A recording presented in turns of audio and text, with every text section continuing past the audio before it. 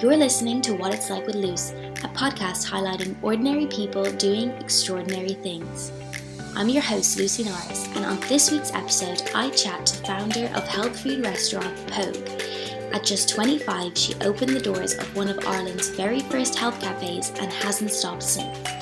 Famous among locals and tourists alike for its picture-perfect menu and mouth-watering protein pancakes, the restaurant has branched out to 2 locations with one more coming soon.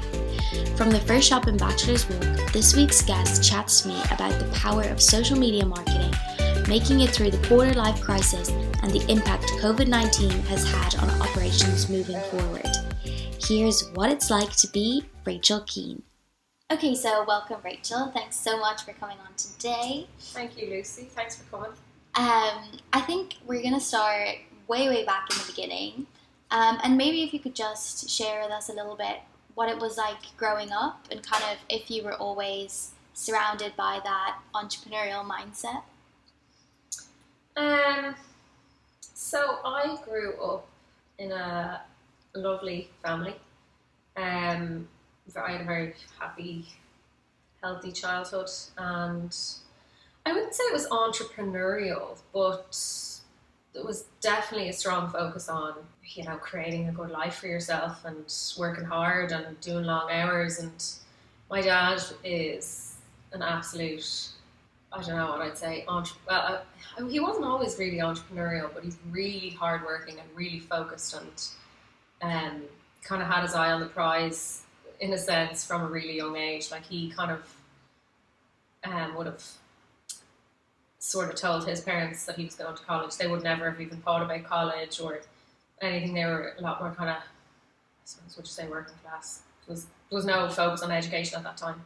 He wanted to go to college, educate himself, and he did, and he did very well. So I suppose, there was always, it was like, doing well, working hard, and achieving the best results you can in everything you do, I suppose, in a sense. So I probably did instill a lot of my work ethic now into me and stuff from a young age.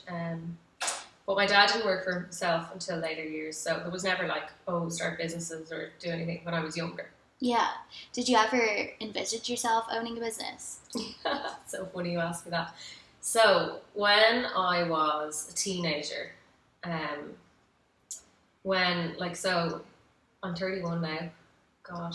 So I'm 31 now. So when I was about 16 years ago, half my lifetime ago. Oh my God. Anyway, I would have. So I went to Weight Watchers, and I was a little tubster. When I'd gotten quite fat between the age of about 12 and 16, and as loads of people do, loved the grub, still do. Anyway, fat as well. And so I started dieting, and I lost a lot of weight quite quickly, and I was obsessed with all these alternative recipes and diets, and I wouldn't say diets, it wasn't even like that. It was I just became mad into nutrition and being a bit of a nutrition nerd. And I always used to say, Jesus, why is there no restaurants you can go to where you can get food like this that I used to make for myself? And there was always loads of cooking going on in my house, and all my cousins and aunties and uncles. And, we're all kind of, my extended family are really into food and cooking and stuff. So anyway, I'd be making all this at home, and I was like, God, imagine if I was older and I could have a healthy restaurant. Imagine that. But it was really, at that time, it was really just it was the idea to me back then was almost as imagine being president. Yeah, it seemed so such, a bizarre kind of thought or possibility. And it happened. But originally when we opened, it was all kind of,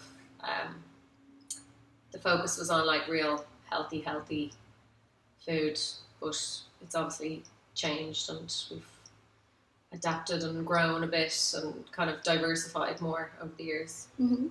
So when it came to the stage of kind of, I guess, once you finish school, you already have nurtured this love for nutrition and healthy eating and stuff. And then I read that you studied media in DIT, did you? Mm-hmm. So how come when you were choosing college things, you maybe didn't go down like the culinary Nutrition, route or dietetics. the business route even? So I basically had nutrition dietetics on my CAO. So when I was picking subjects, for your leaving cert cycle, so I don't even know when you picked them now. Was it fourth year you picked them for fifth and sixth? Yeah. I didn't choose 2 science subjects, and the course I decided I had nutrition and dietetics first on my CAO, and you needed 2 science subjects for it, but I didn't really realise that until maybe I was in 6th year, late 5th year, 6th year, whatever anyway. And I took up chemistry on the side I took it up in the institute and did like a crash course and everything, but like I really didn't put the work in. And that's a hard one to try and do on the side as well, though, because chemistry. And I was in about 6 months. I literally was like, okay, let's throw this in here and see how we can get on. But I kind of set myself up to fail. Like I sort of knew I wouldn't be able to get the points, and then it was kind of like, oh, do I repeat and just do chemistry again? But I didn't anyway, and I wouldn't have got the points anyway even if I did pass chemistry. I think it was 540 or something, and so yeah, I chose media because I actually was just really, apart from nutrition, I knew I was mad into nutrition. Like that was something I was passionate about, even at the age of 16, whatever. But apart from that, there was nothing I really cared for massively. Like that, I was really driven for. I was just sort of a kid, and I didn't think about, oh, I need to do this to then get a job, to then make money, to be able to pay my bills. It was like, oh, cool, what will I do next? Like, there's absolutely no regard for the future and responsibility, I suppose. But so anyway, I decided to do media because I thought it looked really fun. I saw loads of people on Bebo at the time, actually. Oh yeah, I remember Bebo. On their flash boxes on Grafton Street doing vox pops. Loads of guys and girls together having loads of fun. I was like, that's great. Imagine college going around Grafton Street just chatting to people. So I literally chose it on that basis. So anyway, I didn't enjoy the course. I had an amazing time. I studied in Angel Street TIT and I did what was called media arts at the time, but it's now I think called film and broadcasting. Really good course, and like really lots of different aspects of media that you learn, but I just wasn't good at it. So like it wasn't even like I didn't have a graw for it, I didn't feel driven by it in any way. I sort of just had to show up and do the stuff, and it was interesting. Like it is really interesting, making movies and shooting things and doing radio, and I really enjoyed the radio part. That's what I specialised in, but I never was obsessed with it, and I think you have to be obsessed with something. So I kind of left college feeling a bit like I didn't do very well. I was sort of like, I was a bit of like all my college friends would laugh now listening to this, but I was like the bold child, kind of like I never did anything right, or they all thought I was stupid basically. They'd be like, oh Rachel, I'd be asking questions, they'd be like, Rachel, really, like, are you asking me that? I'd be like, so anyway I left, and I was kind of like, oh my god, do I have to get a job in this field? Like, who's going to employ me? And anyway, I kind of just went around a few jobs, like really kind of, I worked in aircon. Oh, really? Yeah. Oh my god, I hated that so much. But anyway, then I went and studied. So I did Irish with my degree, and then I went and studied. I did a postgrad in Irish in the Gaeltacht. That's an interesting choice. I feel like that most people wouldn't go and do that. So I love Irish. I was like Irish captain in 6th year in school. I went to an Irish school called Raincourt and Ringa in Waterford for a year when I was 12 after primary school. I don't know if you know anyone who's done that. Oh wait, actually, yeah, you go in like 6th class. Yeah. 6th or after 6th. So I was really young for my year, so I went after 6th before first year. Mm-hmm. So Irish is like a huge. I loved it even in primary school. I just loved the Irish language, and so. Yeah, someone contacted me about going down to Ring, living there. I was up to nothing really, that I was like, oh my god, cool. And I actually went down, and I enjoyed that more than my undergrad. I got into it more, and I felt I was stronger at the course material.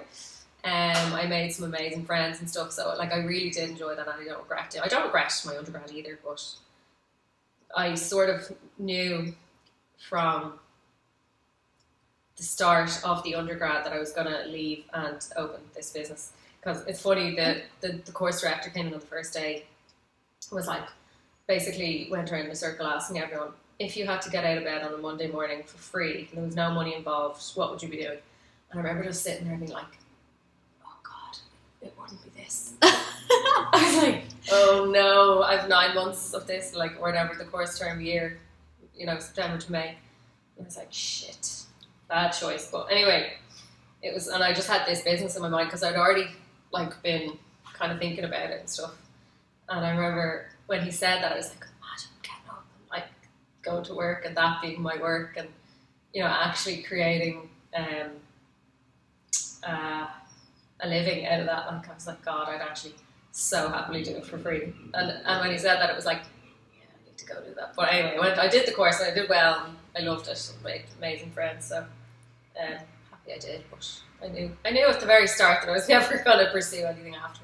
Well, at least, like how you were saying, you were kind of a bit lost, you didn't know what to do, but at least, people always say this to me anyway, if I ever go through phases of that where you're just like, oh my God, what am I doing with my life? Like, well, at least you know what you don't want to do. Yeah. So then you can go from there. Oh, like, and I think for people as well, like, I called it the quarter life crisis, and it's such a common thing, and people beat themselves up about it so much, and like I did massively. Like I left college and was like, oh my God, what am I going to do? And like I did mention, my family, like all my brothers and sisters, my cousins, like my friends, my peers, we're all like really just, I suppose, tuned in and hardworking and like, moving towards success. And I just felt like I had nothing to give, and like it's so easy to feel like that. And I see so many people like that, and I always am just like, everyone goes through this. Do not panic. Like, you really don't panic. Expect a few years of this, and just keep trying things and keep focused. And it's so easy at the beginning to think like, oh God, people might think I need you doing this or that or whatever. But like, who cares what anyone else thinks? Just do your best, and that's what I did, and it worked out pretty well. So yeah, I mean, we're literally sitting in your restaurant right now. So you did your undergraduate, then you went and did the Irish course, and then how did you end up here? How did that happen? So I finished the course down in Ring.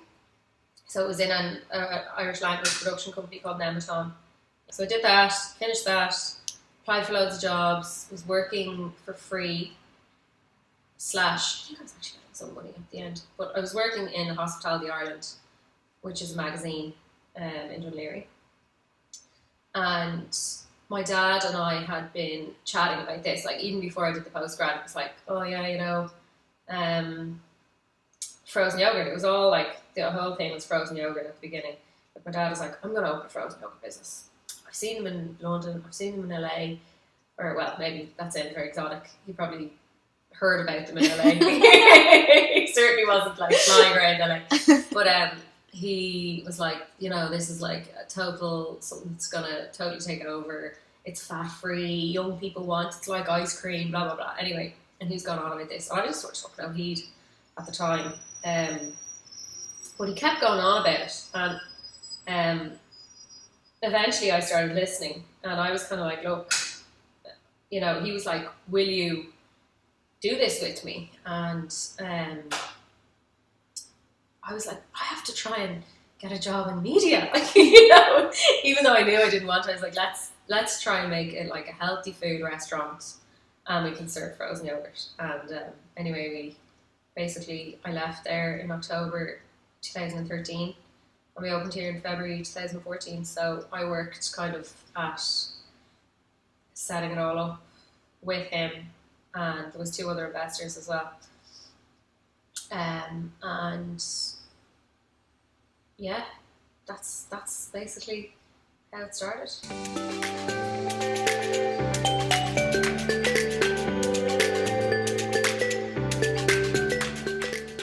That's a pretty quick turnaround. You said October 2013 to February. Yeah. So like literally kind of 6 months. Yeah. October, November, December, January, February. Yeah, 5 months. Yeah, I know. To be honest, like it was. So he got this location. We're in Bachelor's Walk here. He sorted this out, and we had these amazing designers, Keane brands. They're called. They're actually my dad's cousin. They're based in London. They have offices all over the world. Like, and they came over and did this presentation of like our logo, and our logo back when we first opened was like full of colours and love hearts, and it was real like bubblegum colours. It's kind of, I suppose, matured a bit with us. Yeah, they came over. We just kind of went full steam ahead. Like I was living at home at the time. I had no bills really or anything, so I just worked on that alone. Mm-hmm. And yeah, it was like, I suppose getting the location is the main thing. All the recipes and like menu and ideas like that was like something that just gave me so much joy that I nearly like had it done in a week.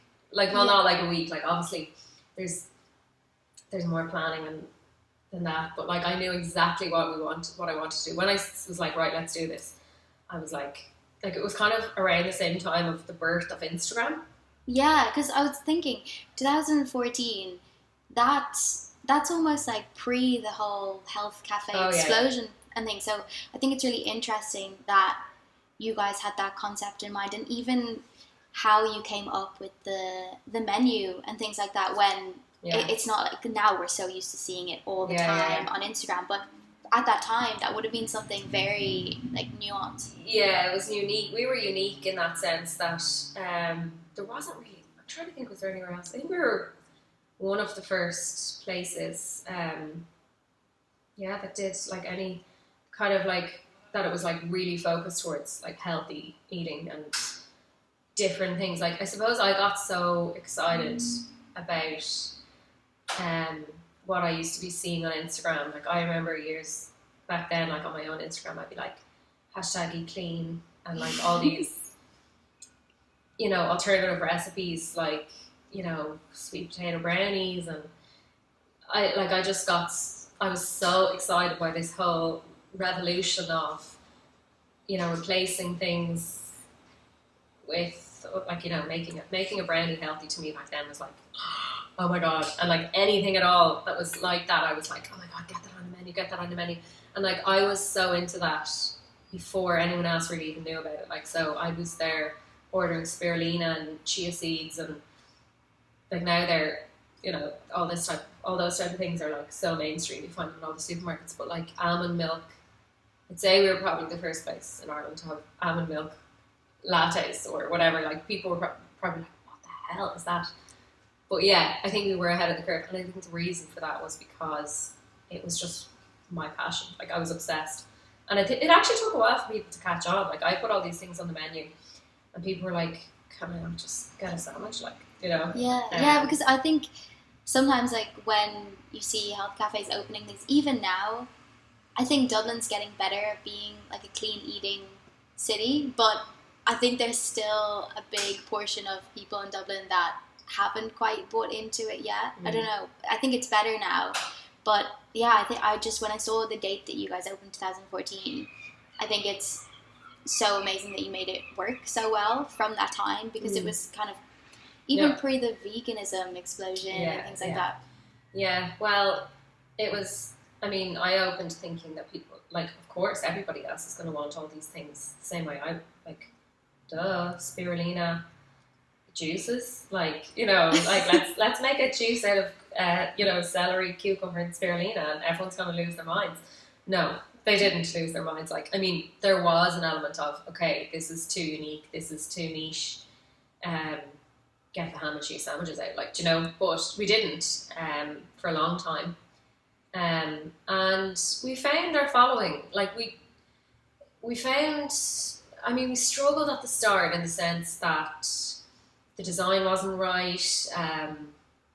I lacked experience as well, and I had to really learn and just literally like consume as much knowledge about everything about running a business, like all the processes and everything. And like I did that. And what I'm saying is like that the first year was hard. It wasn't just like, oh, look at this overnight success. What definitely wasn't that. Mm-hmm. There was a lot of work, a lot of grit. Like there was a lot of hard weeks and days and all that at the beginning. But it was like when I started working on this project, it was like something struck. No, that's not the word. It's like a spark ignited in me, and I just knew. I didn't really know how I was going to get there, but it was like the first time in my life I felt that this was going to be something special. It's going to be amazing. And I didn't really have the knowledge or tools to get there fast, but I knew it was going to happen, and I really believed it would happen. And I think that's really stood to me. So, yeah, I didn't have all the answers at the beginning, but I think that's kind of a core element in everything, though. Like, once you believe in it and once you back yourself 100%, you're going to make it happen. Yeah, you're going to make it happen no matter what. So I was also interested when I saw that you were only 25 when you founded the business. What was it like for you as such a young founder? Like, did you find it difficult, or did you feel like it helped you in any way being so young? It was difficult. It's definitely difficult. I think, probably people didn't really take it that seriously. Maybe understandably, because I'm an absolute messer as well. But, it was difficult, but like it also taught me a lot. Like I've been in business 6 years and working on this business 7 years maybe, and I'm a totally different person now. I would say than if I'd never opened it. Like it's literally forced me to be the person I am in so many ways. Like it's taught me that if you want something bad enough, you literally can have it. You can have anything you want if you work hard enough for it. And it's taught me a lot about, what I need to do day to day, how I need to think, what I need to feed my mind. It's taught me how powerful I am as well, in a sense. And I think that anything is possible once you put your mind to it and you believe in yourself and you have a good team around you. And like I think if I had started the business now instead of when I was 25, I'd be the exact same. It was like I had to go through the learning curves, and like I learned on the job. I learned from everyone that ever worked for me. I learned from reading books, watching YouTube videos. Like I'm obsessed with, self-development and all that. So yeah, I suppose I just 25, 35, I feel like it would have been the same no matter what. I would have had more experience maybe in the industry, which would have stood to me, but I just sort of got on with it. Because I think sometimes, in some cases, ignorance is bliss in a way where you don't feel the fear that the same way. You sound like me saying that. Like I feel like if I knew then what I know now, like I was just, ignorance was absolute bliss. Like risk, and oh my god, like I just was like, let's go do this, absolutely no fear. It was almost better that I was 25 in ways, because I had, at the time I was living at home. I had no major financial, I say no major, I had none basically, of like responsibility or anything. And I was young, I was energetic, and I was just like, let's literally dig in here and do it. And so it was great.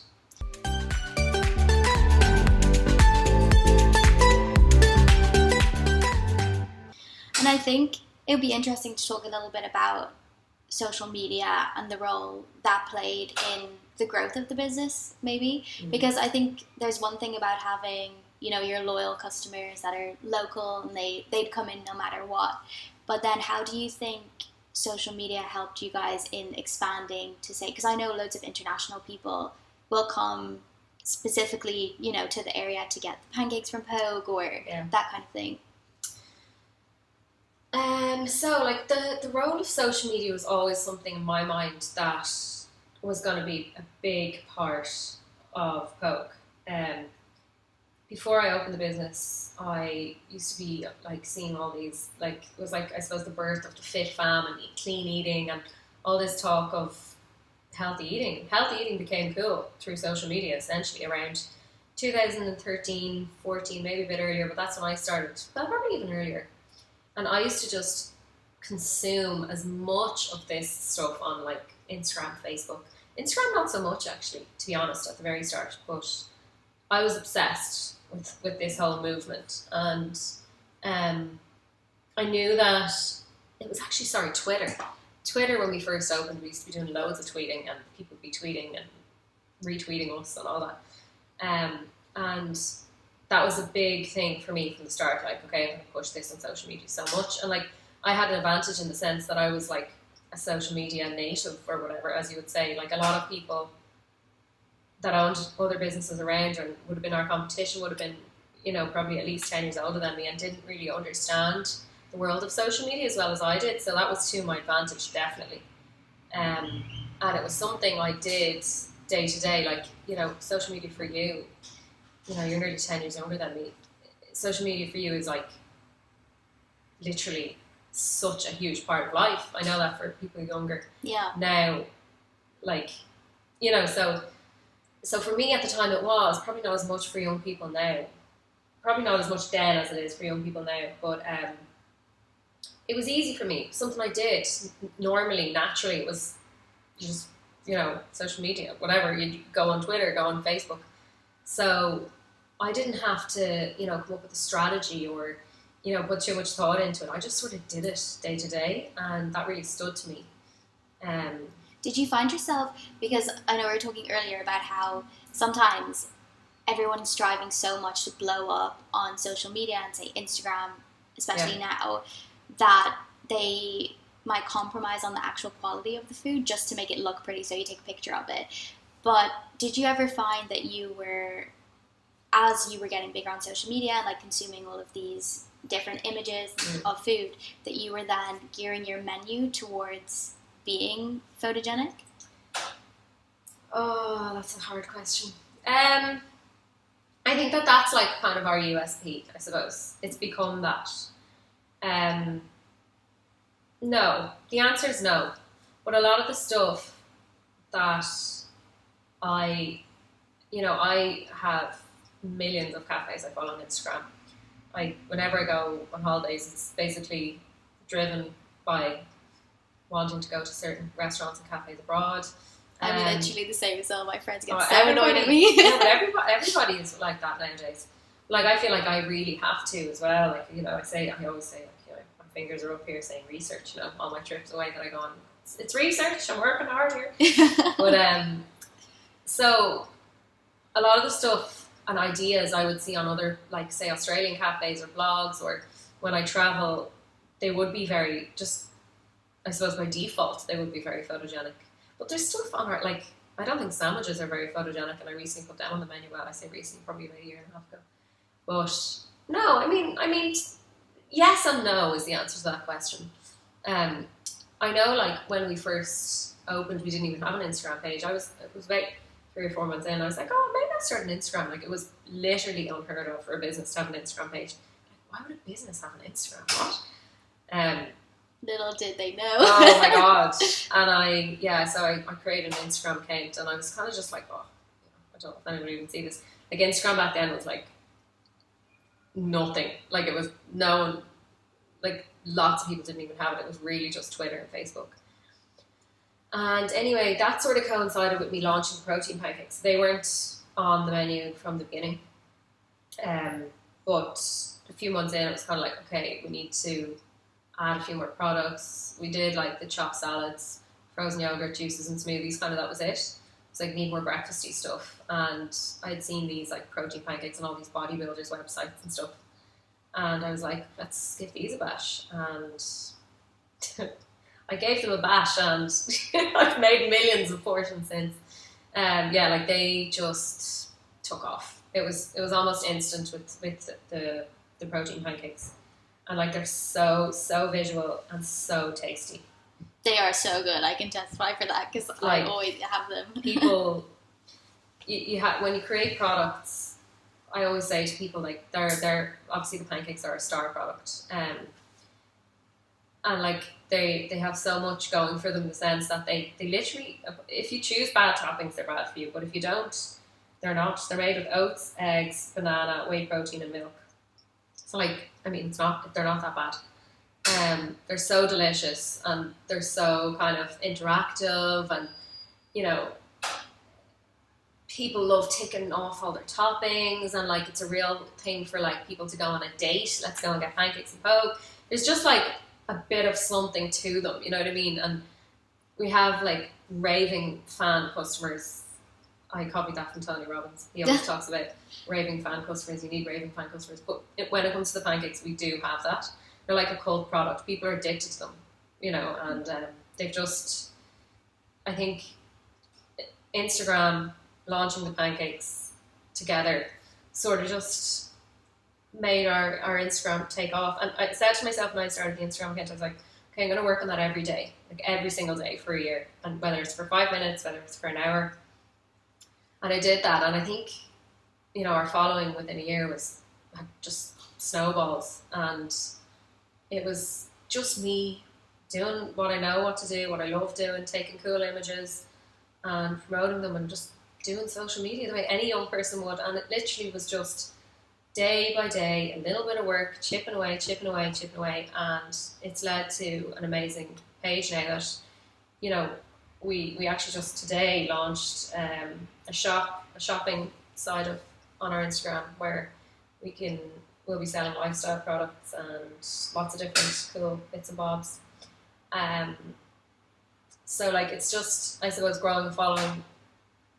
If you just work on it a little bit or a lot, some days not a lot, you know, just tip away, and over time it just, I think it naturally just happens. Mm-hmm. If your product is good or if it's a blog or whatever, like your content is good.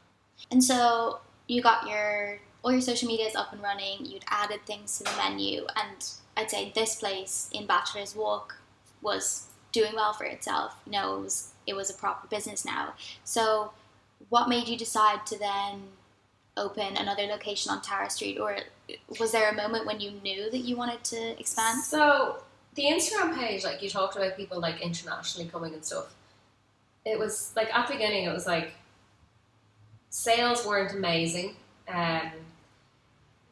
Like we didn't have that much of a presence on the road.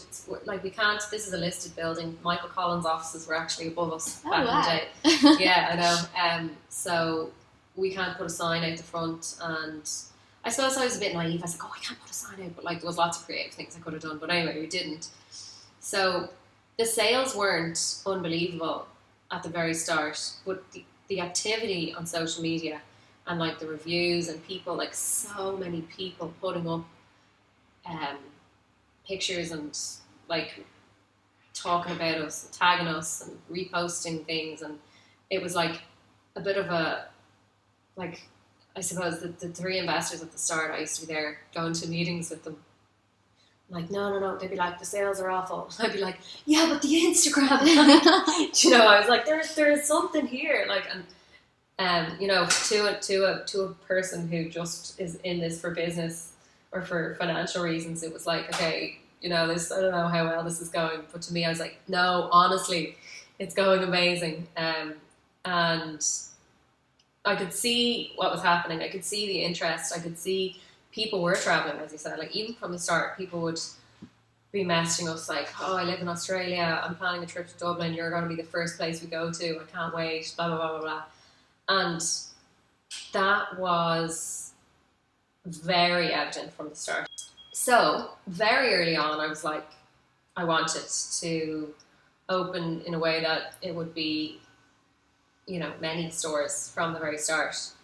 But finding locations and running the business, managing the business all at the same time, you know, trying to work in the business and on the business, and I just didn't, there was always a problem. I've gone to see, I'd say 10 different locations over the years, probably more.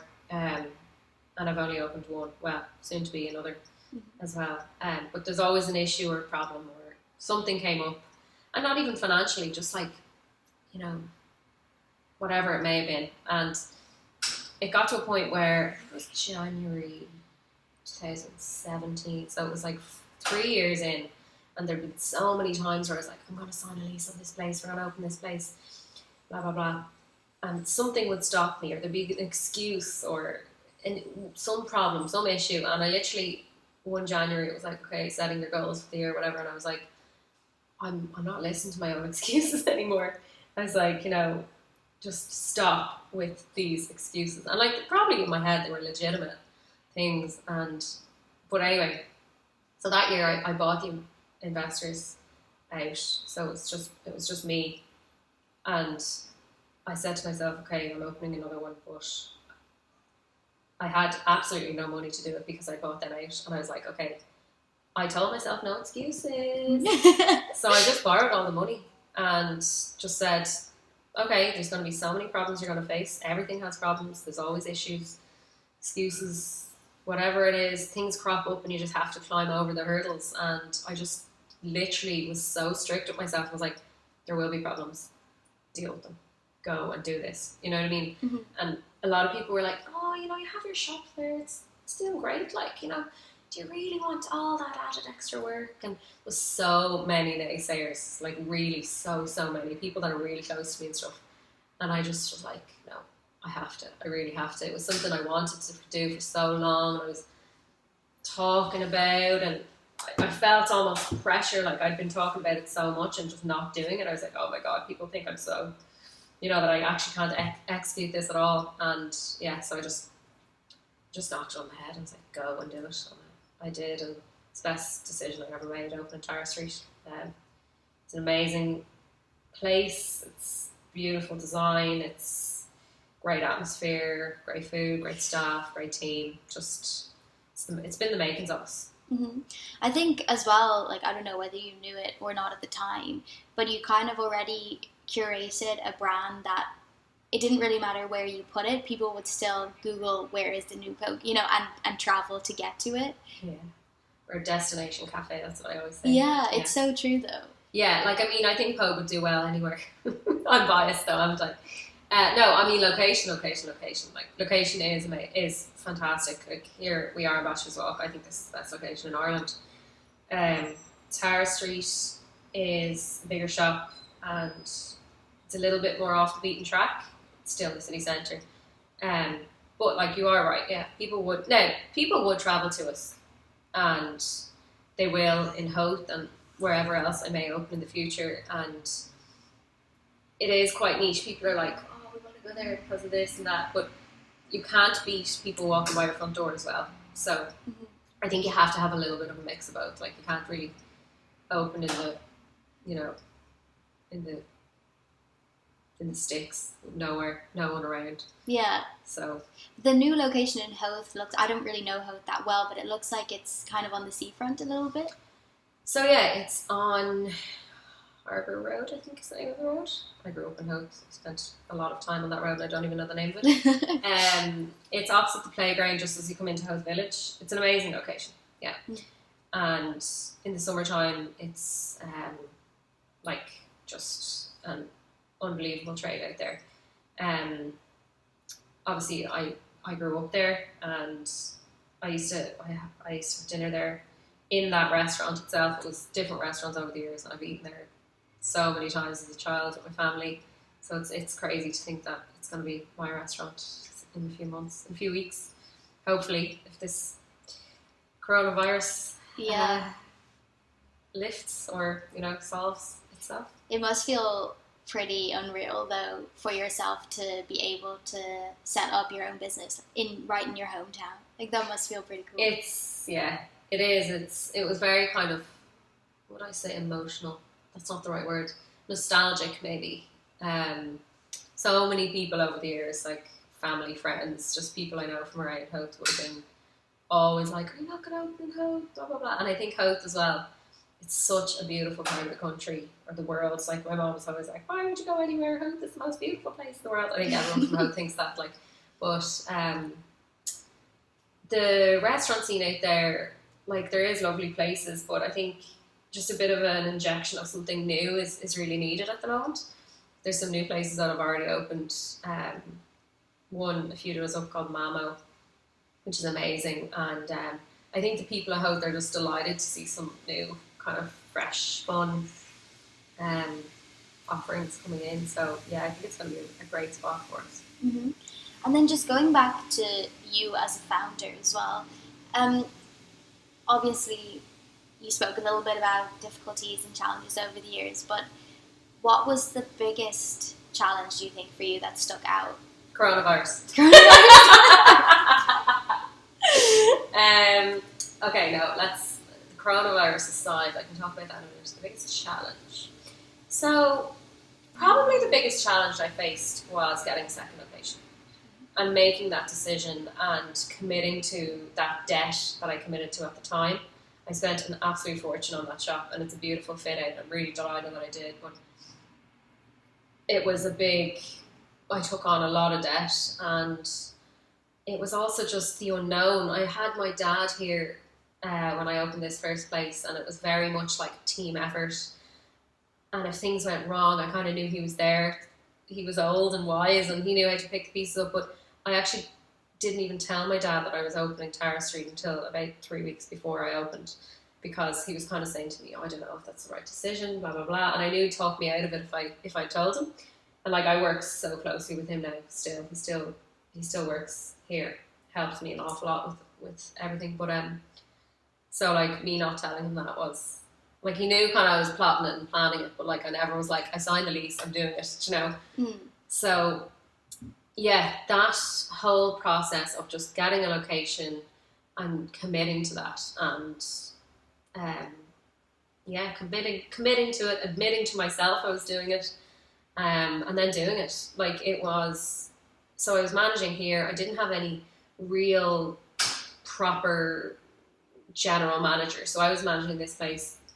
I was managing the fit out of there, setting up new menus, dealing with the kitchen, all the licenses.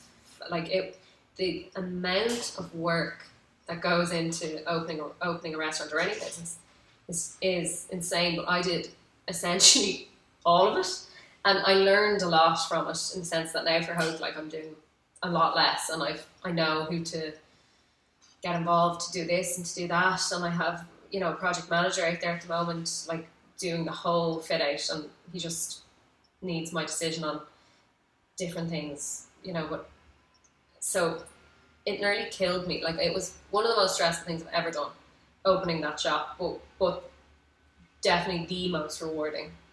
And it's turned out to be such a success that it just made all that hardship so much sweeter. I say hardship, like, it was a challenge and it was a struggle, and I dug in and worked very, very hard, like a lot of hours. You know, even if someone was sick here, I'd have to cover, and then I'd be, you know, trying to answer the phone in the background.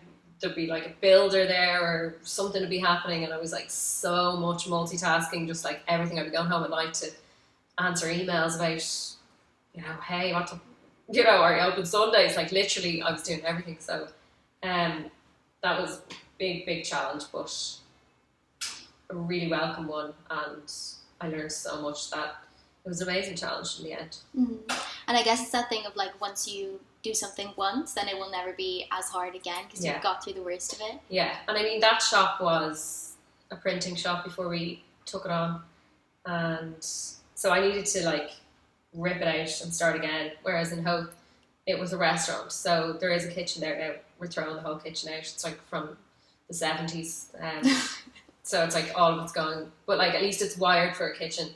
And then obviously you mentioned the coronavirus going on at the moment. I think like tying into future plans, I think it's important we talk about the coronavirus. Yeah, it's basically taking over everybody's life at the moment. It's a different life. Overnight, everything's just changed so much. In relation to future plans and like thinking about future growth of your business and things, have you had to sit down and rejig everything, or do you have a strategy? Well, I mean, it's hard to have a strategy when you don't know what's happening. So, like, it was kind of just like overnight you have to close down, no more income, lay off all the staff, like it's literally the most surreal thing that's ever happened. So in terms of strategy, it's just get the costs down, try and get reduction in our rent for these two premises. Like, I can't even tell you the amount of money I've spent in the last 2 months on Hoth. So like our cash flow is down significantly, which I wasn't worried about because we have two amazing shops that generate a lot of income, which would feed the Hoth shop. However, that income is gone now, and I've just spent all this money on Hoth as well, so it is a worrying time. However, as I mentioned before, there's hurdles, there's problems, there's things you need to get over, and it's funny, the last few days, like when the whole thing happened and it was like, okay, am I actually going to be closing these businesses? I was like really emotional, and I'm a bit of a hard ass, like in a way, like I'm not like an emotional person, or I wouldn't be like crying easily and getting really upset about things at all. I'm a bit like a man in a lot of ways. Doing business, that's not a bad thing. Yeah, no. I suppose, yeah. But when I was like, okay, we're closing, essentially, I'm laying off like 28, or in around, I don't know exactly, people, I was just like hit with this like avalanche of emotion and different feelings of just confusion. Like I can't even explain how I felt. It was like nothing I felt before. Like a feeling of letting all the staff down, but then also feeling that if I stay open, I'm letting my country down, my community down, that, I don't want this to spread and we have to collectively work together.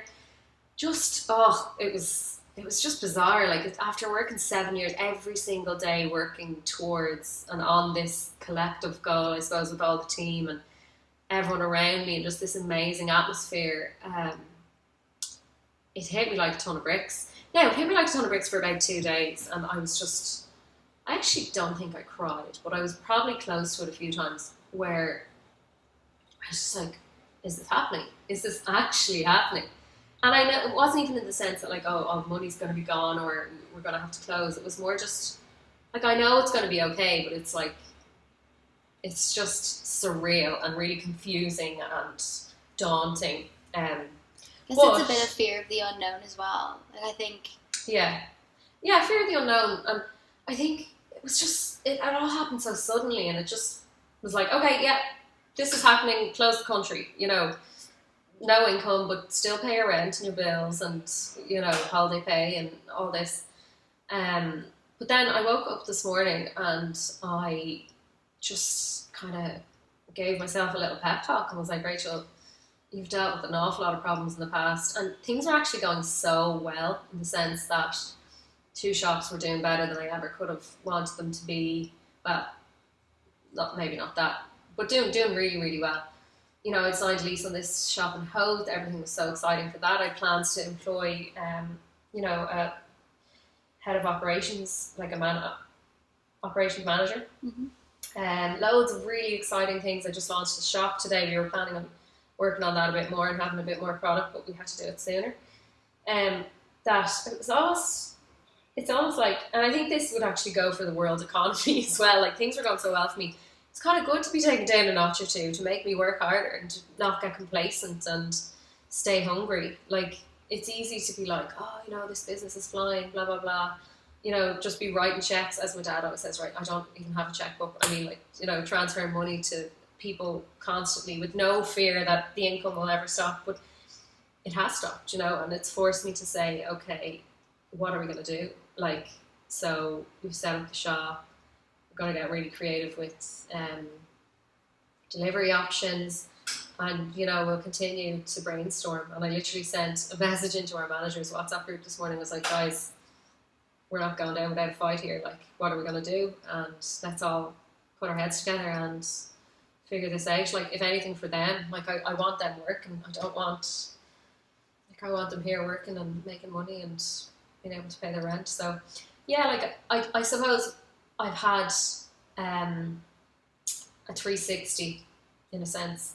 it's awful. There's devastating losses financially, emotionally, in so many ways. But I mean, it's life, and we just have to face it and deal with it the best way we can. And I'm glad I had that realization today.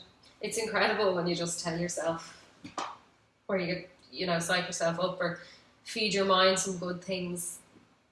The good things that can come out of that, the momentum that you can take on, just being positive. And you know, I'm the leader of this business. I need to infiltrate that down to all the team and the employees. And the more I do that, the more they'll get together, and the more we'll all pull through. You know, so that's my responsibility now. When we get back, when we're allowed to fully trade properly again, we're going to be bigger and better and bolder and stronger than ever. Yeah. I have no doubt. People are going to be dying to go out and spend money as well. That's the thing. I think not even spend money, just like they're just going to be like, oh my god, let's go, let's just go out, like, you know. Yeah, it's wild. Sure. Imagine the session. Everyone just keeps being like, imagine the session we're gonna have.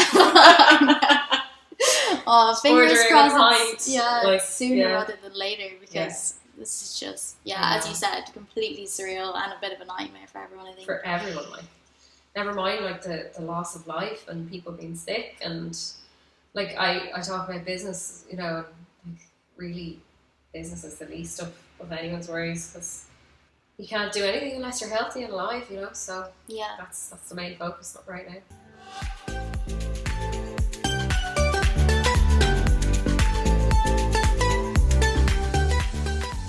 And then I think, just to wrap everything up, I want to talk to you a little bit about the word success and what it means to you. God, that's a hard question. So, obviously, when people think of success, they just think of, well, a lot of people think of financials, but it's really not about that. I think that's just like a bonus to being successful.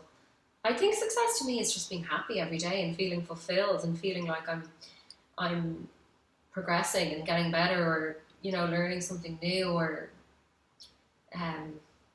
creating something, or just being actively engaged in bettering myself and the business. Well, that's what I'm working on right now, but in terms of the future, working on myself and knowing that I'm going towards something good, and not just like staying in the same place or feeling lost. I think that's what I would measure success of. Being happy every day. Like, I literally, before this coronavirus hit, I'd be driving home in the car going, like, how did I get this lucky? You know, like, I love what I do, and everyone, all my staff and everyone, the customers, it's just such a lovely kind of business. And just being happy, really. Being grateful for those small things leads to so much happiness and positivity that it makes your momentum much better, and you work better, and you're more productive. And like, gratitude is a massive thing. So being grateful day to day, even when I have a problem, if like there's problems every single day here, every day, like, oh my god, I could talk for 5 hours about all the problems that always crop up, but like, I'm lucky to have those problems, you know. And I think if you think about it like that and you have that mindset, then nothing's ever too big of a problem, you know, and you just always get through it, and it's the best way to be. Yeah, very true. And then my last question for you, and then I'll let you go. If you were sitting in front of your 10-year-old self, from where you're sitting now today, what is the biggest piece of advice you'd give yourself?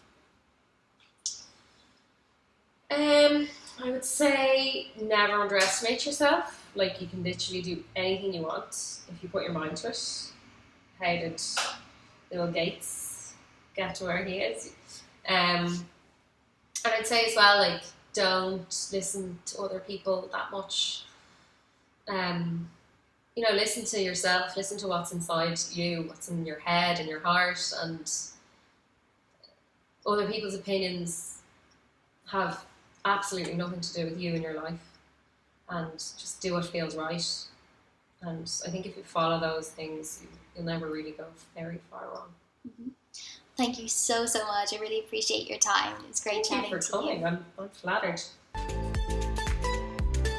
Thank you so much for listening, and as always, rate, share and leave a comment if you like what you hear. Any interaction would really help me so much, as it means I can continue collaborating with incredible guests and creating episodes that hopefully stimulate and motivate you. I'll be back next week sharing more inspiring stories, but for now, this has been What It's Like with Luce.